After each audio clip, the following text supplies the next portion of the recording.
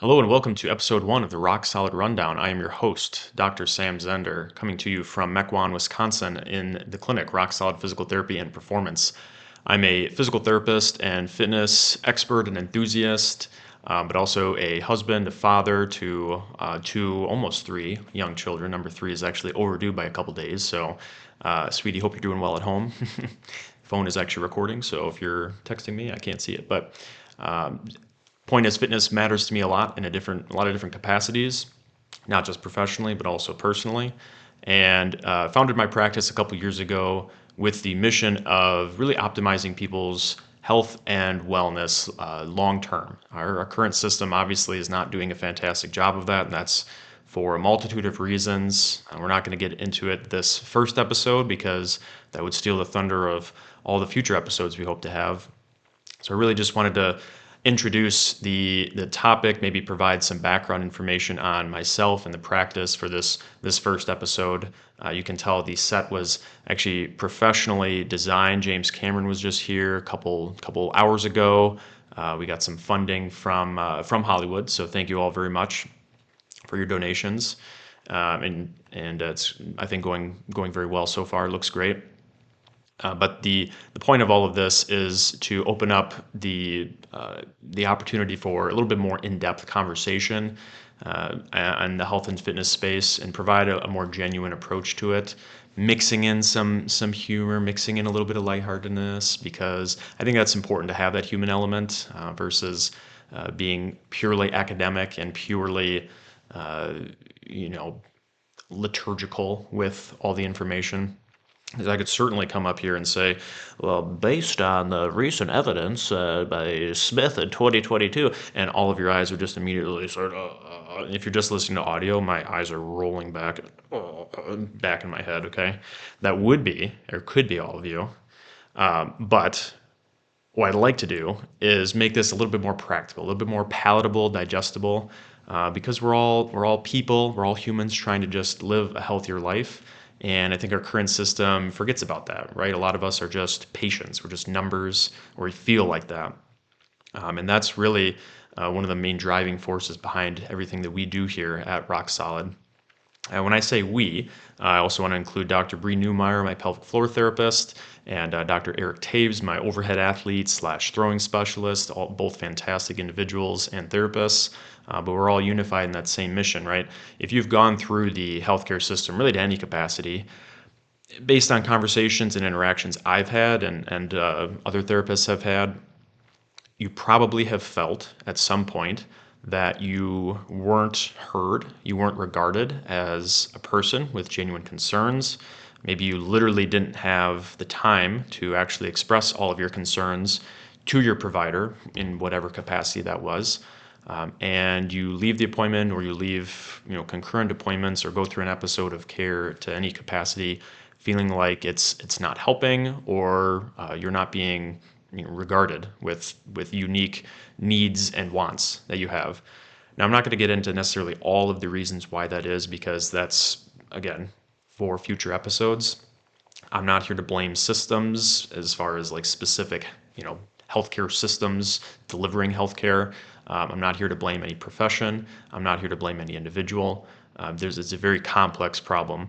What I will say, though, is that our current structure as it is, whether that be from the way insurance works, the way that large system healthcare works, the way that our political system works, it's not working, obviously, but it doesn't seem to incentivize much change.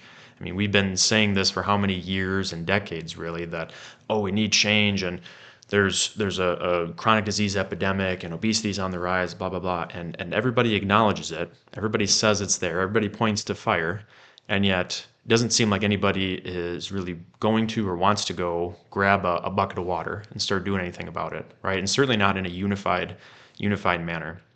Now, on a small scale, I'll digress and say that yes, that certainly is the case. I'm not the only provider in this space that feels the way that I feel. Many of us do, and so I don't want to make it sound like your efforts, if you're also fighting this fight, are not being acknowledged. But what we need to do is, I think, adapt more at the cultural level, right, and make this more widespread? What are the things that are in our control, right? We can't necessarily force or flip a switch to have politicians or large healthcare systems change overnight. But there are plenty of things that we can look into ourselves internally and decide to make small decisions, whether that's related to your activity level, nutrition, the way you manage stress, way you manage relationships, and how you think about your pain. All of these things are in our control. And that's really what we try to promote here in the practice, and what I hope the podcast here facilitates is the understanding that there's a lot that is in our control. And certainly it can be frustrating and disheartening when we look and analyze everything that's not in our control, it's not going our way. And you might feel disheartened, you might feel like this is a completely useless battle, and we might as well just give up and all just be sheep in the system that just are born, we eat the American diet, we eventually get to a certain age where pain is chronic and constant, and we just, shake our fists and say, oh, shoot, that's just how it is. And then we live the last 30, 40 years of our life riddled with chronic disease and going through the system as if there's nothing else that we can do about it. And that, unfortunately, is the reality for a lot of people. I'm not here to make fun or to diminish. I'm very serious about my point here in that much of that is addressable and changeable. Now, being active and being fit and eating well does not guarantee that you will not develop pain or an injury. It does not guarantee that you will live forever, obviously, or that you will avoid chronic disease with 100% certainty. But certainly it can improve the chances that you will not experience those things. And even if living healthily might not sound like something that matters to you, I think money talks. Money talks for everybody, especially in this economy. And research is pretty clear, right? Your healthcare expenses, the healthcare burden as a system in a community, and also on a family, is significantly lower when you prioritize your health and your fitness and your nutrition and all of these things. So that's really what we hope the podcast turns into, is a very genuine, down to earth, practical approach to changes that we can make, or steps that we can continue if you're already on this fitness journey and trying to maximize your health. What are the easiest things that are in our control while we continue to fight the legislative battle and we continue to fight more of the on the political side of things?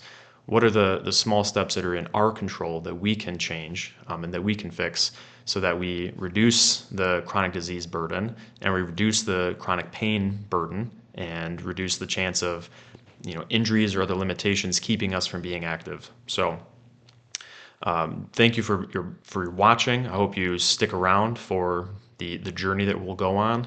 I told my wife a couple weeks ago that I was thinking about starting this podcast, and my beautiful bride, my sweet summer lily, the mother to my children, whom I love dearly, just a lovely family we started.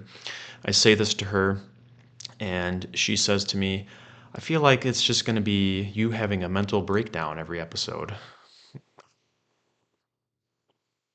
What would make you think that? Is it the fact that I put a pillow under my shirt for a Christmas TikTok to pretend to be Santa? Is it the fact that I put a towel on my hair to simulate a longer woman's hair? How about the fact that I'm talking to my phone in an empty room right now? Is that it? I don't think. I think she's maybe a bit misguided. Beautiful woman, very lovely, intelligent, occupational therapist as well. So we covered the rehab spectrum, but I think she may have missed the mark with that one a little bit. So, in any case, I digress. Again, thank you for your attention, and we hope to have you in the future.